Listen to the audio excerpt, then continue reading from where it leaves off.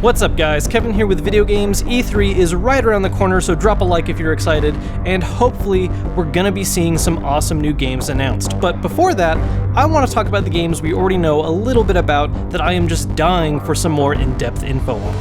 First off is the new Legend of Zelda for Wii U. This is one of those games that sadly we've had numerous pushbacks for and is finally, hopefully, coming out early next year.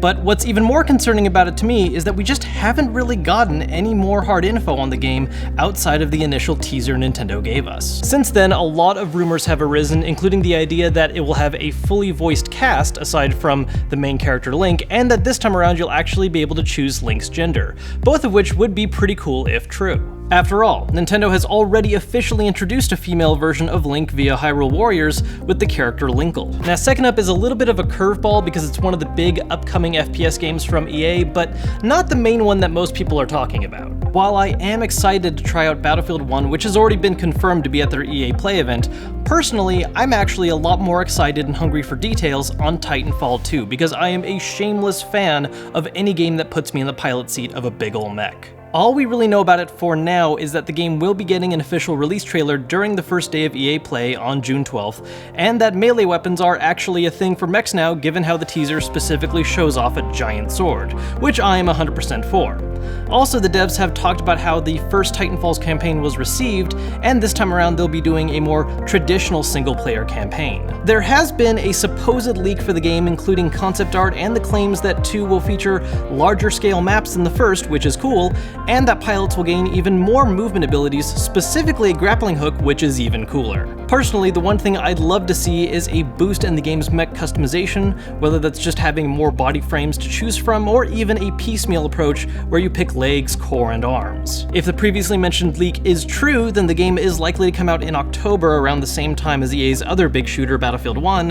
Whether true or not though, we'll find out for sure on June 12th when EA holds their press event. Now, if there's one thing I love just as much as piloting a giant mech, it's fighting gigantic robot dinosaurs, which is exactly what the PS4 exclusive Horizon Zero Dawn showed us and promised at last year's E3. Now, of the games on this list, this is the one we've actually seen the most gameplay of, albeit early in development, and for me at least, this game was easily the best new IP to come out of last year's event, showing off a post-apocalyptic world that, instead of being all dreary and sad, was filled with vegetation, color, and life, with humanity appearing to have a more nomadic and tribal lifestyle as they survive alongside giant animalistic robots, which is so many different kinds of badass. Fourth up is arguably the biggest game as far as Bethesda's upcoming announced titles, and that's Dishonored II, which was announced last year, but as of yet we still only have an initial trailer for, though some members of the press have gotten some behind-the-scenes first-hand experience with the gameplay. Honestly, the first Dishonored was one of those games that while I really enjoyed my time with it, I couldn't help but feel as though something was missing.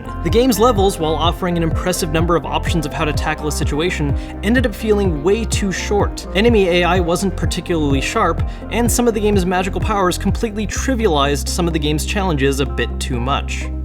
A lot of this was fixed and improved upon in the game's DLC storyline, and I can only hope that 2 continues going in the same direction, because while Dishonored 1 was great, a properly done and built upon sequel could really make for something incredible.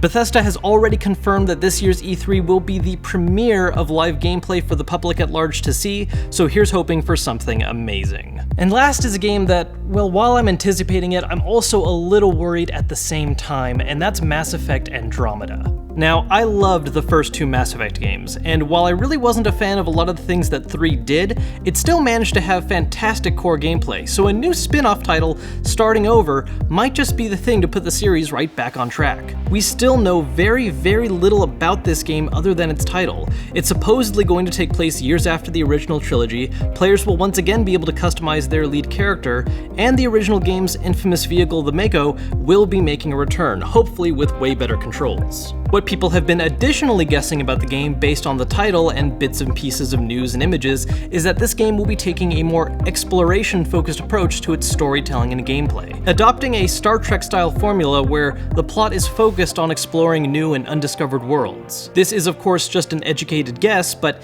if true, is honestly a fantastic idea and is the kind of thing I'd love to see more thoroughly done with the game's already established setting. It was originally slated for later this year, but it's already been announced that it's being delayed till early 2017. Long enough for it to be a wait, but still soon enough for there to hopefully be some strong info and even gameplay at this year's E3. Till then, I'm cautiously optimistic for this one, and hopefully EA will change that for the better. So those are the games I'm most looking forward to for this year's event, and to help celebrate E3, we're giving away your choice of an Xbox One or PS4. All the details for how to enter are down below, and also make sure to check out the latest video if you haven't yet, which is linked right here. Until next time, I'm Kevin Kenson, and I'll see you guys later.